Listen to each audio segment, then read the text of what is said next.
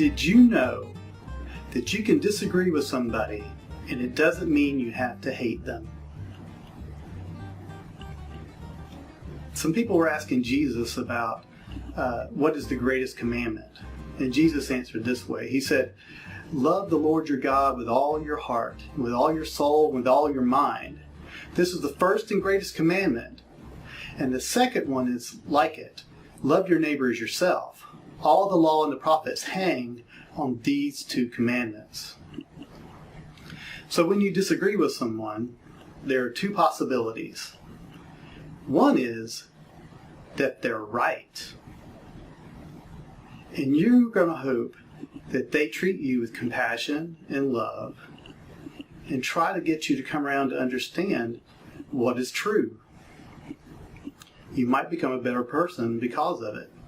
Now, your job is not to get all defensive and put up your dukes and say, I'm going to fight this to the end to save my pride, whether it's right or not. The second possibility is that you are correct.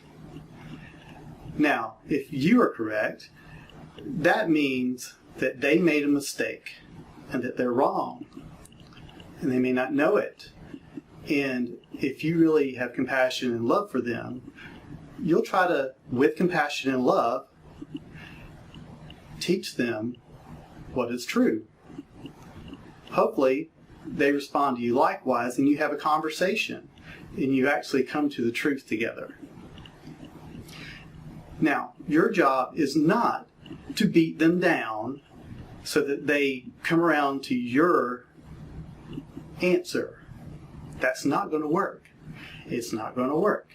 They have to know that you actually care about them before they're going to bother to listen to you.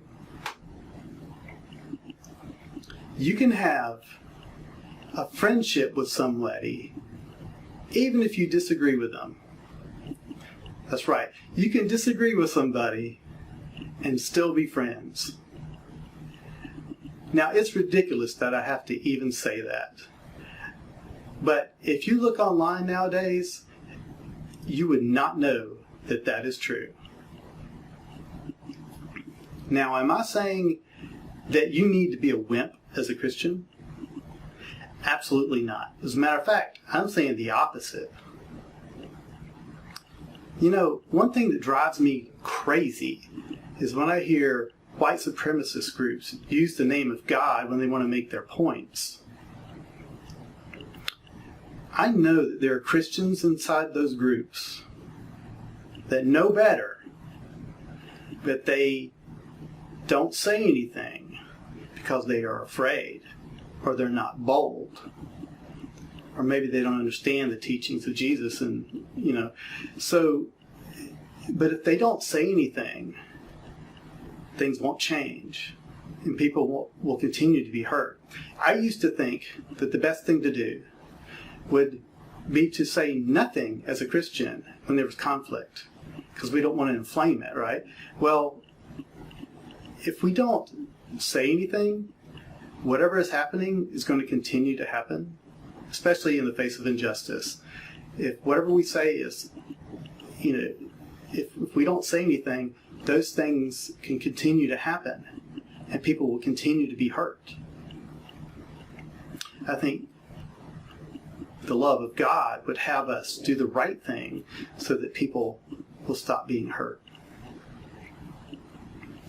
I think there are politicians' offices where things are going wrong, and there are Christians in those environments that could say something, but they don't because they're afraid and they're not being bold and loving. I believe there are police districts where there are,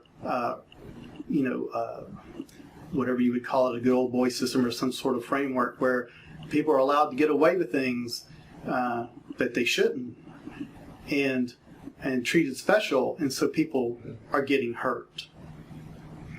But if there's a Christian inside that organization, they could say something and things could change. Now, if you say things to people like this, are they going to necessarily be nice to you in return? Not necessarily. But if you just sit there and battle it out, I don't think anything's going to change. And why am I saying these things right now? I was watching the news last night, and the riots that were happening, things that were going on, windows being broken in cars, such. But I was thinking, what really needs to happen for things to change? I mean, this rioting is probably not the right thing. There could be protests. Maybe that's good, so people know. But what's really going to change things? And I think Jesus had the right answer, of course, as he usually does, where he said, if we love each other, and everything else will fall into place. And if we can be bold in the right places, change can happen through those institutions. If Christians are put in the right place, which I believe they are, change can happen. But if we choose to be quiet, if Christians just stay quiet and let things happen, people will continue to be hurt, and we're not going to be showing that compassion and love that we should. So I love you all. I hope you took what I just said with compassion and love. And if you disagree with me on anything, please, talk to me about it. I'd love to talk about such things. I love you all. Hope you have a great day. I just pray that you think about what I said. Just think about it a little bit, and I hope you have a great day the rest of the day today. God bless you all. Love you all. Thanks.